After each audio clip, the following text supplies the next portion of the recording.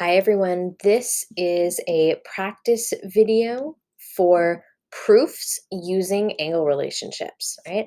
I have 4 proofs for you here. So I'm going to do the first 2 for you, and then I'm hoping that you'll pause the video, maybe try the other 2. They are a little bit tricky, but you'll get it, I promise. So I'm going to do one, then give you a chance to try one. I'll do another one, give you a chance to try another one. Okay, so let's jump into it here. So we have this very lovely, fanciful diagram, okay? And they tell us that these 2 lines, AB and CD, are parallel, okay? So, and then they are cut by this transversal right here, okay? So I'm gonna kind of draw over this so we can see this a little bit better, right? Like where the actual parallel lines are happening, right? And where the angle relationships are, okay? And then they give us a little bit more information. They tell us 1 is congruent to 2, 3 is congruent to 4. So what we are trying to show is that the other 2 lines that you see, we're trying to show that these 2 lines right here are parallel. Okay, that's the goal. That's what we're trying to show. Okay, that's what we are trying to prove. So one thing that jumps out at me right away is that the only 2 angles, okay, the only 2 angles that are directly connected to these 2 parallel lines that I have in pink and the transversal that you have in blue down at the bottom are angle 2 and angle 4. And if we look, right, and if we kind of draw this and kind of flip it on its side, right, this, uh, the one that we're trying to show actually works, looks a little something like this, where you have angle 4 right here and angle 2 right here. So those are corresponding. So if we could show that angle 2 was congruent to angle 4 using some fancy transitive property moves, then we could say that these other lines, the ones in pink on the screen, are parallel. Okay, so that's how we're going to go about doing this. That's how we're going to go about trying to kind of logically string all of these angles that are supposed to be congruent together to figure out if, or to show that these other 2 lines are parallel. Okay, so we have a lot of given information, so I'm going to write it all in one statement. Okay, you can totally do that. So line AB is, whoops, line AB is parallel to line CD, right? And then we have angle 2 is congruent to angle 1, and angle 3 is congruent to angle 4, okay? And the reason for all of those is given. Okay, so my second statement here, remember the end goal is to be able to string and connect angle 2 to angle 4. So what would be really awesome is if I had one more link right here, right? Because then I would be able to string all of these together, right? That would be so awesome, right? Well, if we use our angle relationships, then we can do that. Okay, so if we look at up in the picture, angle 1 and angle 3, right? Again, if you kind of take the blue lines and kind of flip them on their side, right, it looks a little something like this, and the angles we're looking at are right here, 1 and 3. Right, so those are corresponding, right? Remember, corresponding angles are always congruent. So we can say angle 1 is congruent to angle 3, okay? Right? Right? And the reason for that is because they are corresponding angles.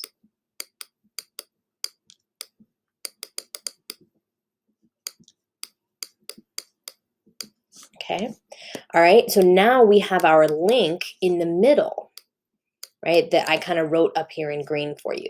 And I realize I'm oh no, I have enough space here to write all of these. So really, we need to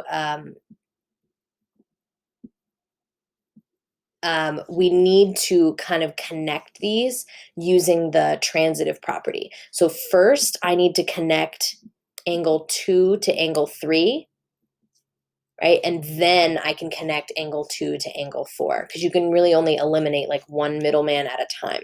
So I'm going to say angle 2 is congruent to angle 3.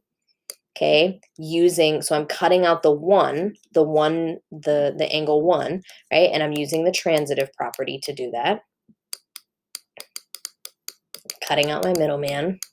Okay, so now I've gotten rid of the 1, right? And now I can connect 2 and 4, because now 3 is my guy in the middle. Okay, so I can say angle 2 is congruent to angle 4, again by the transitive property.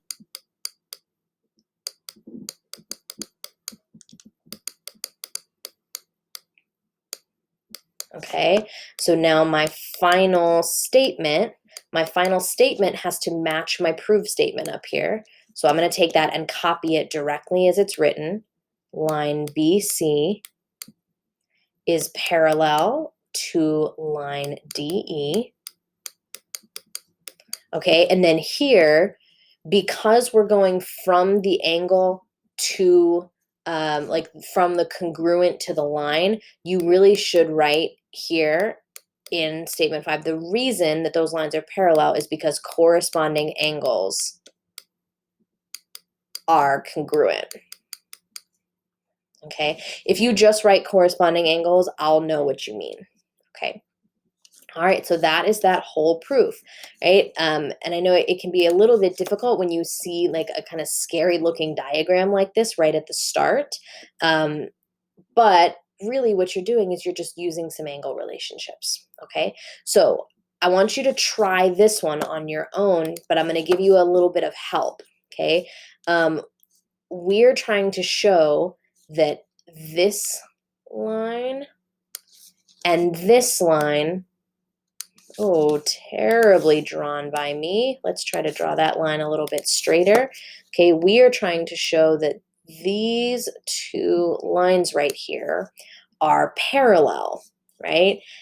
So you can see that there's two transversals possible here, right? There's the one connecting points B and D and the ones connecting points A and C.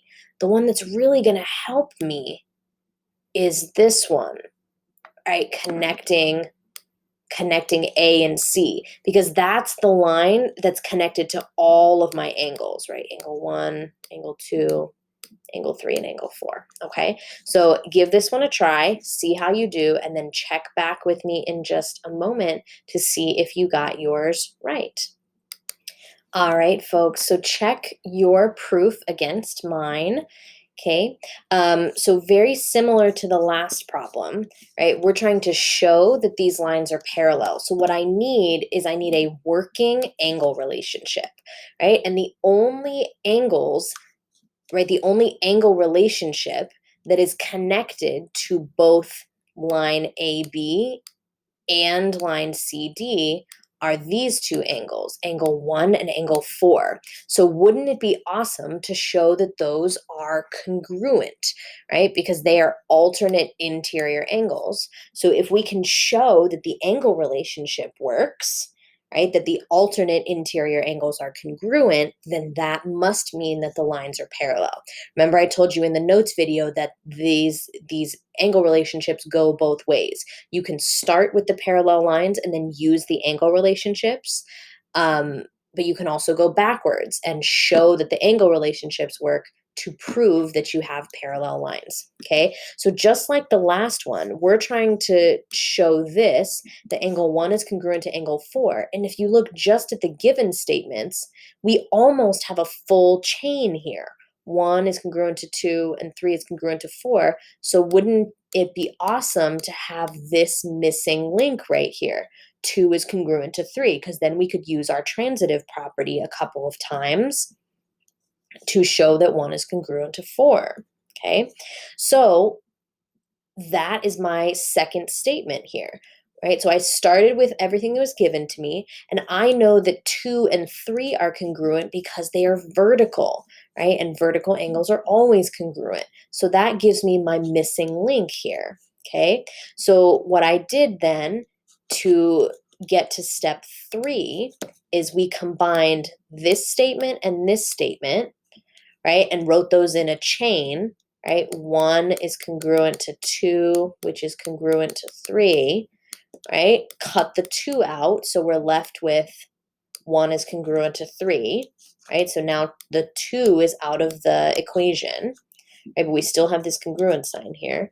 And then we're going to do the same thing to connect 1 and 4, right? So we have 1 is congruent to 3, right? We're using these two relationships. 3 is congruent to 1 is congruent to 3 and 3 is congruent to 4. Writing our chain, 1 is congruent to 3 is congruent to 4. And I really should be writing little angle symbols in front of all of these, but I'm getting a little bit lazy in my writing here.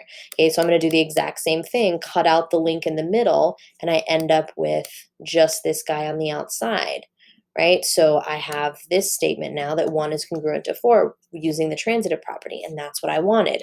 I have shown that alternate interior angles are congruent, so that means that the lines must be parallel, right?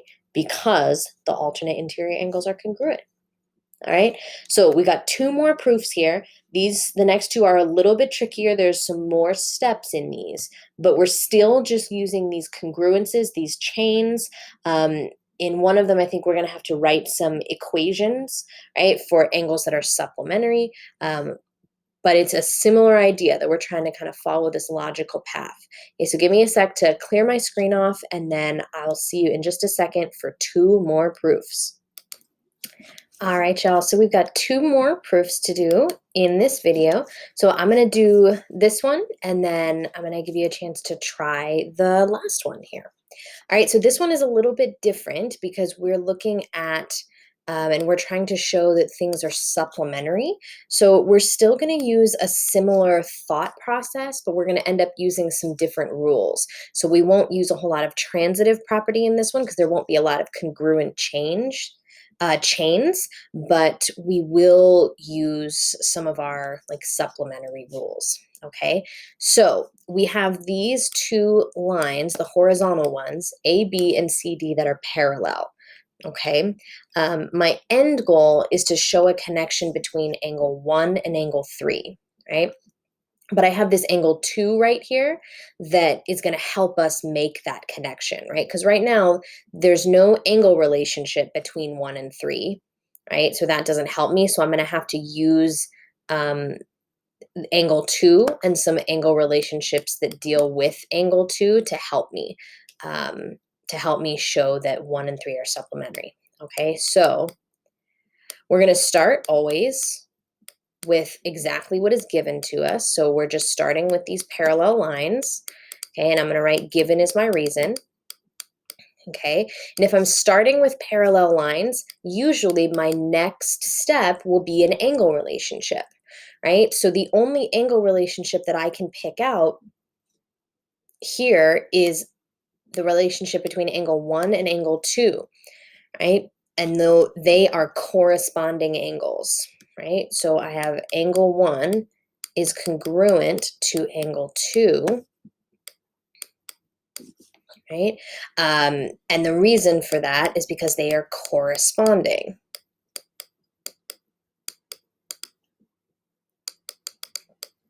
Okay, now remember, my end goal is a relationship between angle 1 and angle 3. So right now I have a relationship between 1 and 2. So wouldn't it be lovely to have a relationship between 2 and 3 so that angle 2 can kind of be our connector, right? To connect angle 1 and angle 3. So that's what we have to figure out next. What's the relationship between 2 and 3? Okay, and the relationship between 2 and 3 is that they are a linear pair. So angle 2 and angle 3 are supplementary,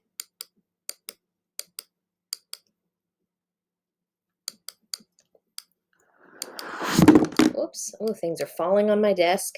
Okay, so angle 2 and angle 3 are supplementary, right? And then my reason for that is because they are a linear pair. Okay, so what a lot of people try to do when they're writing proofs is jump right to the equation. They would say, oh, angle 2 plus angle 3 has to equal 180, right? I can't do that yet.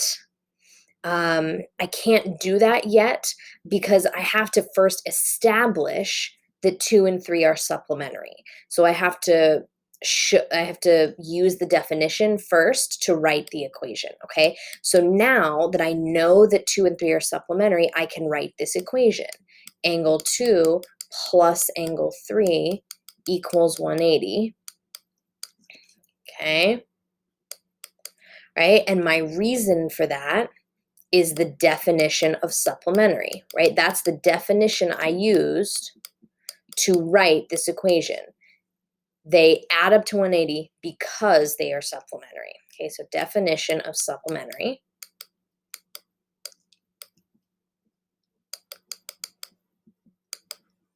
Okay, now I have a connection between angle 1 and angle 3 because 1 is congruent to 2. So anywhere I see an angle 2, I can plug in angle 1 instead. So that's exactly what I'm going to do. Angle 1 plus angle 3 equals 180, right? And remember, whenever you plug something in for something else, that is the substitution property.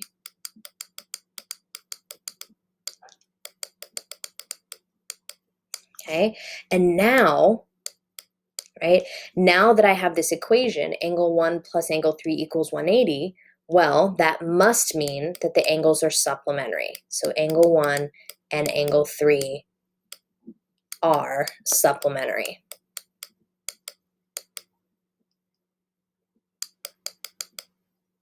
Okay, and the reason for this, again, the same as step 4, is the definition of supplementary. Okay, so I really like this proof because it shows you how you can use the same definition in the same proof going in two opposite directions, right? So in going from step 3 to step 4, right? For 3 to 4, whoops, right? We went from the definition, like the word, to the equation, right? And then 5 and 6, we went from the equation to the actual definition. Or you can think of it as like the term or the word, okay? So definitions are great and they're very useful in proofs because they can go both ways, right? Okay, all right, so we've got one more proof here. Okay, and I'm going to give you a couple little hints to start out, okay, because I want to see if you can try this one on your own. So we're starting with these two lines being parallel, okay? So we're starting with these green lines here that I have written being parallel, and the end goal is to show that these lines, I'm sorry, my line's not drawn very well. Yeah, let's erase that. That's really drawn very poorly. Let's try that one more time. Okay, the end goal is to show that these lines here that I have in pink, that's the end goal. We're trying to show that those are parallel, right? So what would really be helpful is the only angle relationship that I see with these pink lines, right? The only two angles that are connected to these pink lines, right, are these two, angle 4 and angle 3. So it would be really awesome if we could show that those are supplementary, right? So that would be my goal. My goal to help me get to my proof statement is show that angle 3 and angle 4 are supplementary.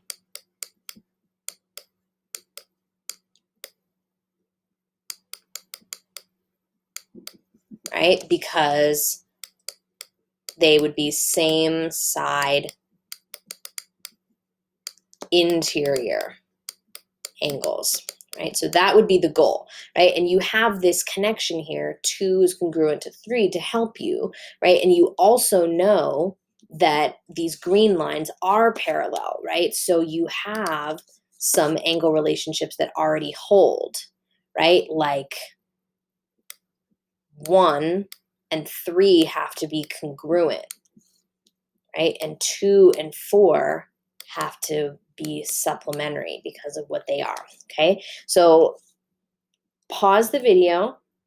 I'm going to do the same. Pause the video and see if you can work out this proof here. So check back with me after you've put this one together, and we'll see if you're right. All right, folks, so here is this last proof, okay? So you could have done this proof a couple of different ways. I chose to do it using the same side interior angles route. You could have done this with congruent angles too, and I'll show you, and I'll kind of explain that after I walk you through the way that I wrote this, okay? So I started with my given information, right? And if my goal is to show that 3 and 4 are supplementary, right? Because that's a relationship that I can see between these two pink lines, that like an angle relationship that I might be able to verify, then that means I need to get supplementary on the table in the proof somewhere else. So the only other angles that I know for sure are supplementary are 2 and 4. Okay, right? So that's the second step there. 2 and 4 are supplementary because they are same side interior angles, right? Of the two green lines cut by this the pink transversal on the left. Okay, so then I use the definition of supplementary to write an equation. Angle 2 plus angle 4 equals 180. Definition of supplementary. Okay, then very similar to the last problem, I have here that angle 2 is congruent to angle 3. So since these are equal, I can substitute angle 2 for angle 3 and plug that in. So I have angle 3 plus angle 4 equals 180 using the substitution property. Then I use the definition again. So now I have the equation for supplementary, and I'm going to the definition, right, to the actual term. 3 and 4 are supplementary, again, because of the definition of supplementary. So now I have that connection that I wanted. I've reached my goal right here. So then my final step is to write my proof statement that AD is parallel to BC, okay? And the reason is because the same side interior angles, which is what these are, 3 and 4, same side interior, are always supplementary, okay? You could have done this a slightly different way and used and not used angle 4 at all. You could have used the congruence relationships between 1, 2, and 3, right? So if you look, and I'm going to do just a little bit of erasing here. Okay, so if you look, right, the green lines are parallel, right? And we know that 2 and 3 are congruent because they told us that, right? 2 and 3 are congruent. Well, 1 and 3 are also congruent because they are alternate interior angles. Okay, so we can say 1 connects to 3, which connects to 2, which means that 1 and 2 are congruent. And those are corresponding angles with these two pink lines cut by this green transversal at the top. So you could have done this proof multiple different ways, which is kind of neat about proofs, right? If there's usually a lot of different paths or a couple different paths that you can use to solve them. As long as your logic is sound, then your proof is valid. All right, y'all. So I'm hoping that having seen a couple of these, that it's getting a little bit easier as you go through and write proofs. Like it's a little easier for you to figure out this logic here. Okay. So the next videos are on a slightly different topic. So I will see you in the next videos. Bye, everybody.